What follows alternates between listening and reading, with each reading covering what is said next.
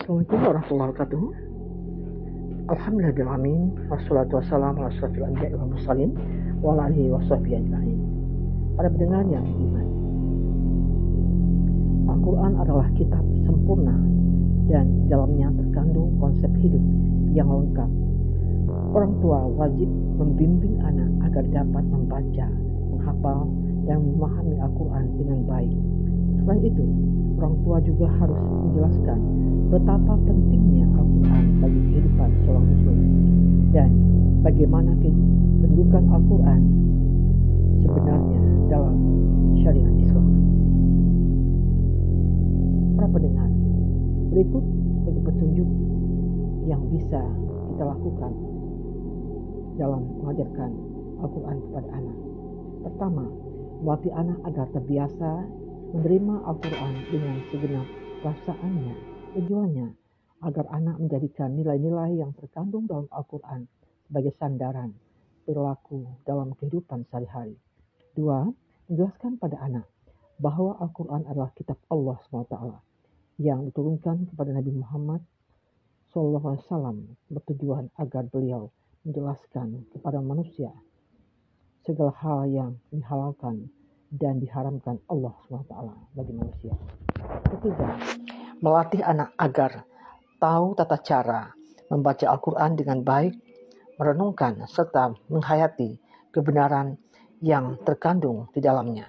Keempat, menjelaskan pada anak bahwa belajar dan menghafal Al-Quran adalah ibadah yang sangat dicintai Allah SWT.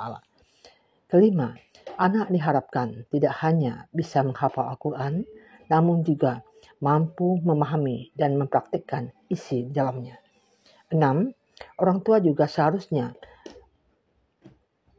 memperkenalkan hadis-hadis Rasulullah. 7. Diharapkan anak dapat meneladani bacaan pada Al-Quran dengan penuh kekhusyukan dan penghayatan. 8. Anak harus tahu bahwa Al-Quran mampu mendidik jiwa manusia untuk selalu taat dan takwa kepada Allah SWT. 9. Anak harus tahu bahwa tujuan Al-Quran adalah mendidik perilaku manusia agar selalu berbuat adil, istiqomah, dan mendapat petunjuk untuk selalu berjalan di jalan Allah. 10. Mengingatkan pada anak bahwa Al-Quran adalah sumber utama dalam syariat Islam. 11. Anak harus tahu bahwa di dalam Al-Quran terkandung segala hal yang berkaitan dengan individu dan sosial. Para pendengar, dari poin-poin tersebut diharapkan orang tua mampu mendorong anak untuk mampu membaca, menghafal, dan memahami Al-Quran. Apa saja sih sebenarnya kewajiban orang tua? Berikut kewajiban orang tua yang harus dilakukan. Pertama, mempelajari Al-Quran, mengajarkan kepada anak, membaca Al-Quran dengan hati-hati dan khusyuk, menghafal ayat-ayat dalam Al-Quran, memahami kandungan dan makna dalam Al-Quran.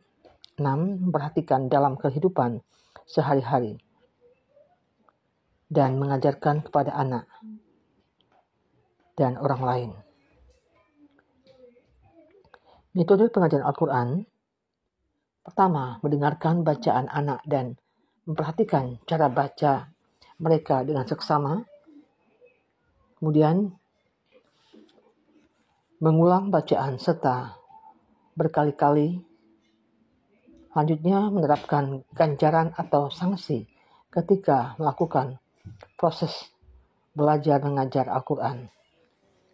Selanjutnya, selalu memperhatikan kemampuan anak dalam membaca dan menghafal Al-Quran.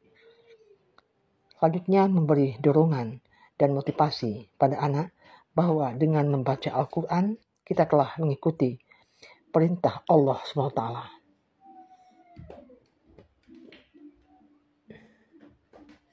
Pendengar yang beriman, demikianlah sedikit bagi ilmu pada hari ini. Semoga kita dapat menerapkan bagi kehidupan kita sehari-hari, terutama bagi yang masih mempunyai anak balita. Bimbinglah anak-anak kita untuk membaca Al-Quran agar mereka menjadi anak-anak yang soleh dan soleha. Amin. Demikianlah, billahi taufiq wal hidayah. Assalamualaikum warahmatullahi wabarakatuh.